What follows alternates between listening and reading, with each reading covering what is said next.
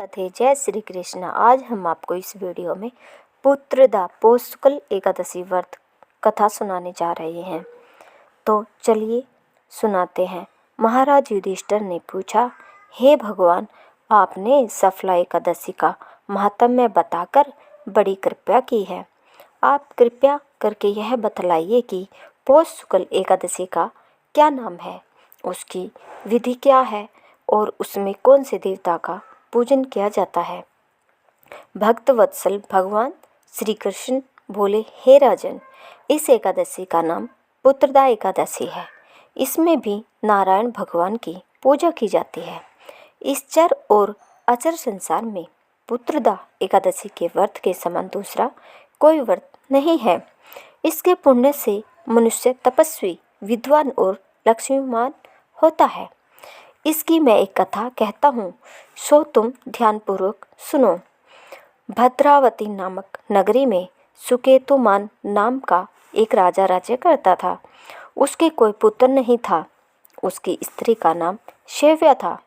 वह निपुत्री होने के कारण सदैव चिंतित रहा करती थी। राजा के पितर भी रो रोकर पिंड लिया करते थे और सोचा करते थे कि इसके बाद हमको कौन पिंड देगा। राजा को भाई, बांधव, धन, हाथी, घोड़े, राज्य और मंत्री, इन सब में से किसी से भी संतोष नहीं होता था। वह सदैव यही विचार करता था कि मेरे मरने के बाद मुझको कौन पिंडदान करेगा। बिना पुत्र के पितरों और देवताओं का ऋण मैं कैसे चुका सकूंगा। जिस घर में पुत्र न हो उस घर में सदैव अंधेरा ही रहता है। इसलिए पुत्र उत्पत्ति के लिए प्रयत्न करना चाहिए। जिस मनुष्य ने पुत्र का मुख देखा है वह धन्य है। उसको इस लोक में यश और परलोक में शांति मिलती है, अर्थात उनके दोनों लोक सुधर जाते हैं। पूर्व जन्म के कर्म से ही इस जन्म में पुत्र, धन आदि प्राप्त होते हैं। राजा इसी प्रकार रात दिन चिंता में लगा रहता था। एक समय तो राजा ने अपने शरीर को त्याग देने का निश्चय किया, परंतु आत्मघात को महान पाप समझकर उसने ऐसा नहीं किया। एक दिन राजा ऐसा ही विचार करता हुआ अपने घोड़े पर चढ़कर वन को चल दिया तथा पक्षियों और वृक्षों को देखने लगा। उसने देखा कि वन में मृग, सुअर, सिंह, बंदर, सर्प आदि सब भ्रमण कर रहे थे। हाथी अपने बच्चों और हथनियों के बीच घूम रहा था। इस वन में कहीं तो गिद्ध अपने कर्कश स्वर में बोल रहे हैं, कहीं उल्लू ध्वनि कर रहे हैं। वन के दृश्यों को देखकर राजा सोच विचार में लग गया। इसी प्रकार आधा दिन बीत गया। वह सोचने लगा कि मैंने कई यज्ञ किए, ब्राह्मणों को स्वादिष्ट भोजन से तृप्त किया, फिर भी मुझको दुख प्राप्त हुआ क्यों।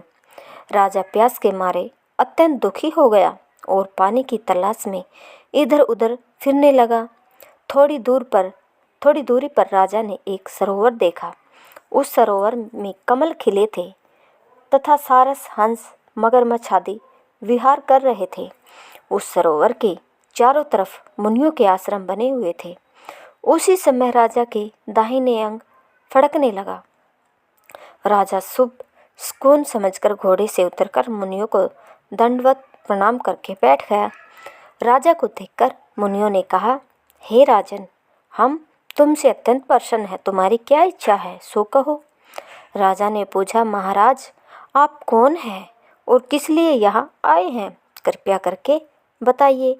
मुनि कहने लगे कि हे राजन, आज संतान देने वाली पुत्रदा एकादशी है। हम लोग विश्वदेव हैं और इस सरोवर में स्नान करने के लिए आए हैं। यह सुनकर राजा कहने लगा कि महाराज, मेरे भी कोई संतान नहीं है। यदि आप मुझ पर प्रसन्न हैं तो एक पुत्र का वरदान दीजिए। मुनि बोले, हे राजन, आज पुत्रदा एकादशी है, आप अवश्य ही इसका व्रत करें। भगवान की कृपा से अवश्य ही आपके घर में पुत्र होगा। मुनि के वचनों को सुनकर राजा ने उसी दिन एकादशी का व्रत किया और द्वादशी को उसका पारण किया। इसके पश्चात मुनियों को प्रणाम करके महल में वापस आ गया। कुछ समय बीतने के बाद रानी ने गर्भ धारण किया और 9 महीने के पश्चात उनके एक पुत्र हुआ। वह राजकुमार अत्यंत शूरवीर, यशस्वी और प्रजापालक हुआ। श्री कृष्ण जी बोले, हे राजन, पुत्र की प्राप्ति के लिए पुत्रदा एकादशी का व्रत करना चाहिए। जो मनुष्य इस महात्म्य को पढ़ता या सुनता है उसे अंत में स्वर्ग की प्राप्ति होती है। अगर आपको हमारी यह वीडियो पसंद आई तो प्लीज़ कमेंट में ज़रूर बताएं और हमारे चैनल को लाइक सब्सक्राइब ज़रूर करें। धन्यवाद।